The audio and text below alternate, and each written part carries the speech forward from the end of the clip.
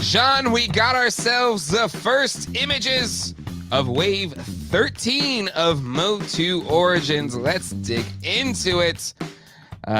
So it's funny, John. Some of the figures that I saw at Spielwarenmesse are in this wave, and some of the ones I didn't see are also in this wave. But, you know, at the time, if you remember, I said the King Randor and the Snake Teela look like ready. They look ready. And the other two seem, these seem like prototypes. They're like, didn't seem fresh, like case fresh. So that does back it up to show that these figures are ready to go in Wave 13, and that is King Randor, Snake Trooper, Snake Teela, and Slammerai. And sharing here our friends at Toy Habits, their post on Instagram, but it's all over Instagram. Every dang MOTU news site is covering this right now. But John, first thoughts here on seeing this wave in package. And that's the key word, in package. The first thing that I said to myself was, look at that. They're on US cards. Oh. So they're not a post canceled in the US wave. I think it's a new Bruce Springsteen song. Post canceled in the USA.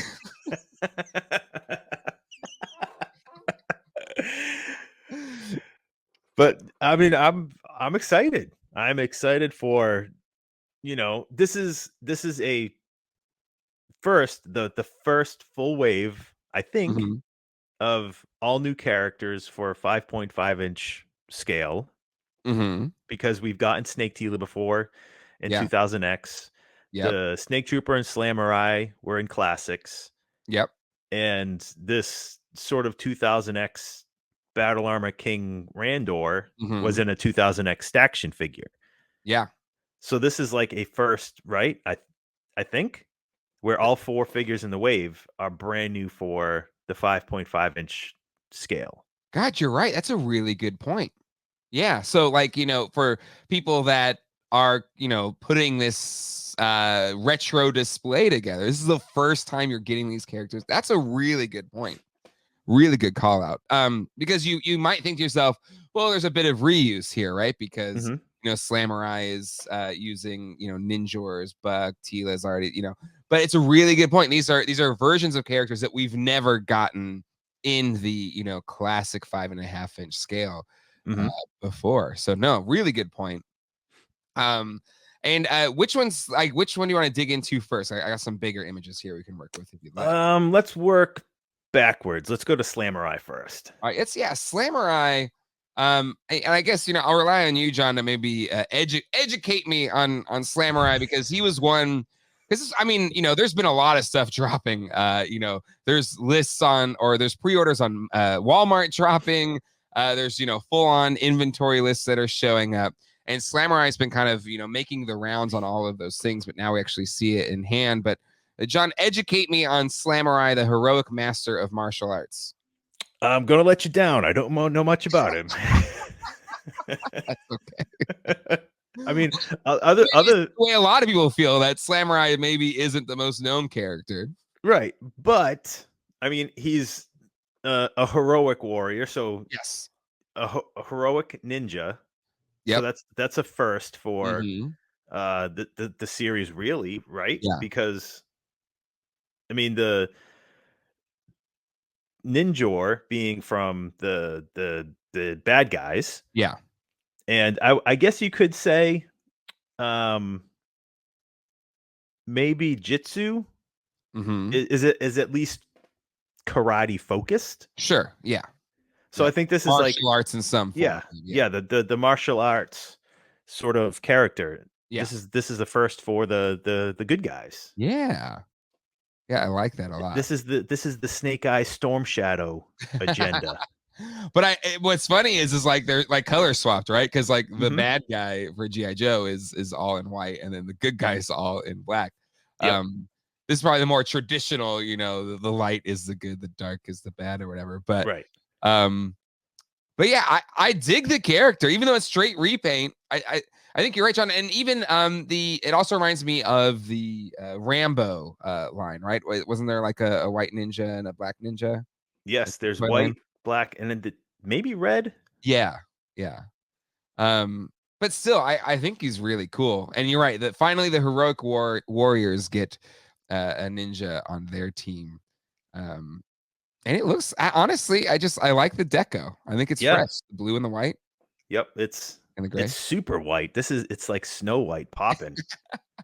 You just gotta hope it doesn't yellow because then Yeah. it'll turn in to P-Man very fast. Yeah. Hopefully it stays white. I mean, if anything, this guy would look pretty rad glow in the dark. I know. I can't. You're right. It's so white that you could just glow in the dark it up a bit. Yeah, couldn't you just throw a little pigment in there? Yeah, just I mean, this guy with that much white, he would light up your room. that's what I'm saying. You had Scare Glow, and we've said it many times, the greatest glow in the dark figure of all time, MOTU Origins Scare Glow. Just use whatever you use on that on this, it'll look amazing. Ninja, great. Glow in the dark, amazing. Yep. Recipe for success. Exactly. But no, yeah, I dig them. And I think it's a great addition here to the wave. All right, John, who do you want to do next? The Snake Tila. Snake Teela. Yes. So this one I did see in person at Spielwarenmesse. And it is just as I described it, basically just taking the existing Teela sculpt, but then painting her in the snake deco. I will say, at least just for me, comparing it to the 2000X one, she had kind of that, open snake mouth. This is just a straight repaint. It's not featured here. I think that's a bit of a knock on it. But seeing it in person, the paint lines look really sharp, and I thought it did actually look really cool, even though there was no sculpted, snake mouth. But John, what's your thoughts here, seeing it for the first time? I mean, it looks. I really like this. It looks more simple in comparison to the 2000X version. Like you said, Yep. it had more sculpted scales. Yeah. And the open mouth with it did have, I think Fangs. it had fangs. Yeah. But just having the real sharp lines as the scales and Mm-hmm. the sort of like like between her legs, it's almost like the underside of a snake, like the Yes. belly portion. Mm-hmm. I really dig this. I Yeah. like the white with the orangey gold color. Mm-hmm. I'm I'm really into this, and it looks like her staff is almost an emerald green. Yes. This looks good. Yep. Yeah, I agree. Again, seeing it in person, it's one thing when you see on deep discount the listing or something, and you kind of have to picture it in your mind. Mhm. And because this was kind of leaked before seeing it in person, and I was like, yeah, okay, sure, yeah, it's fine. But then seeing it, to your point, John, like the sharp lines and just the way the colorways that they've gone about it, I think it looks really good. And even if you're seeing this image, like, I don't know, I think once you see it in person, I think it will, you'll become more enamored with it because it does look really sharp. Yeah. Yeah. Yeah, and I'm kinda surprised that this is getting a basic release over a Mattel Creations only because of the amount Mhm. of deco that's on this. Yeah. I mean, her like, whatever you would call that, her suit or Yeah. uniform aside, just the amount of Mhm. paint deco, which Yeah. is probably just all printed on there. It looked printed. It did not look, I don't know, like a paint Not airbrushed. painted or die Yeah. cut painted or whatever, but Mhm. still, that's a lot of Yeah. extra paint on what we would normally get, where it's Yep. just molded color legs, Yep. molded arms, molded face, where you just get a little paint on the lips and the eyes. Mhm. But for this being just a regular release, that's a lot of deco on one figure. In your experience, if you had to choose between the two, either sculpting in scales or tooling or slightly changing the tooling to incorporate sculpted scales but no additional paint apps, or all of these additional paint apps, which one is more expensive? Or do they kind of cancel each other out? I I I would say in this what we have now with technology and digital sculpting. Yeah. I think the digital sculpting portion of sculpting scales would be I mean, it wouldn't add that much time, I don't think. Okay. But Okay. again, that's tooling a completely new figure. True. But on the other hand, I think, well, if they sculpted the scales on this figure, it wouldn't fit. I don't think it would fit into the line because Yeah. really the only figures that have like anything sculpted, is I'm trying to think, maybe Ratlore. I think he was the only Ratlore. snake Well, figure ones that had it previously, right? Like also King Hiss has the kind of the yeah. the Yeah, scale on. you're right. So, yeah, I guess it would be I would say probably a draw. Yeah. Whichever way they went. Because there's I'm plenty of textured skin on the snake yeah. figures. Mm-hmm. But I'm kind of with you though. I like the paint deco. It just feels more retro in some way. Mhm. But I could see some people saying, I'd rather have it sculpted or whatever. Right. But for me, I do think it feels more retro this way, and it looks cool. Yeah. I think if we got a Masterverse version, it would have to be sculpted rather Yeah. than just deco. Yeah. But this works well for Origins. Yeah, I agree. All right, who do you want to do next? The Snake Trooper. Snake Trooper. So it was funny, when I saw the figures there at Spielwarenmesse, there was like, well, did you see the Snake Trooper? Did you see the Snake Trooper? Because that leaked as well, which makes sense if this is Wave 13. But it wasn't there. Clearly, they could have done it though, because the figures locked and loaded, ready to go. But John, take me through, your thoughts here of getting a Snake Trooper in the Horde Trooper armor. I love it. I love the Horde. So anything that I can get more Horde logos on, I'm all in. The Snake Man logo. I guess you couldn't like double up the the Horde logo here. Well, I mean, the Horde and the Snake Man have always crossed paths because Yes. Ratlore, he was a Horde member. Yeah. At one point, you could get his general armor, and then the Horde armband that he eventually or came with initially. So I'm all for more of stuff like this.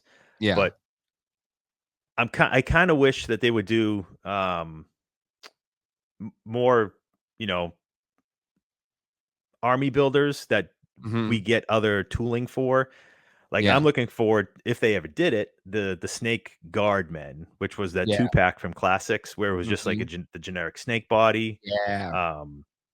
It was, I think it was Ratlore's body with 4 different heads. Yeah.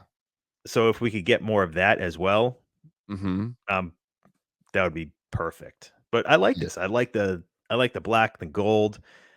It all meshes really well.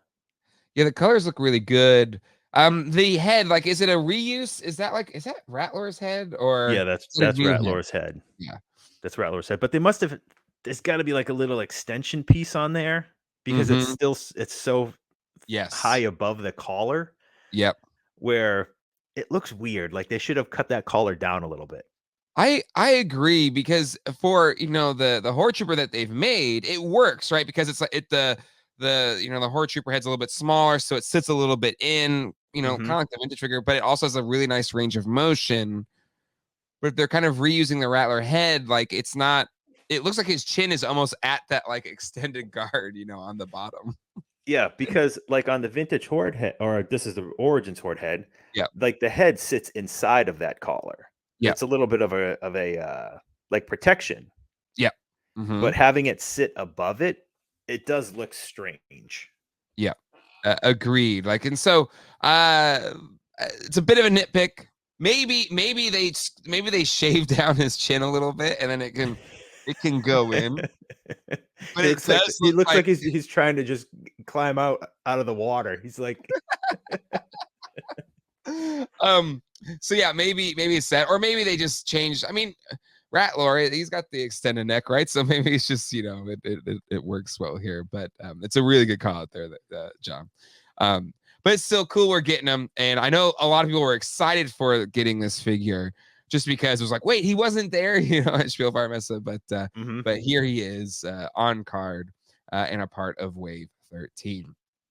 All right, that leaves just one figure left, John, and that is the non-Burger King King Randor. Let's pull him up here. Again, saw this at Spielwarenmesse. I gotta admit, I like the hokey, Burger King King Randor. I find it charming. But it's fair to say the 2000X style King Randor is, I don't know, a more warrior looking king. He looked really good at the show.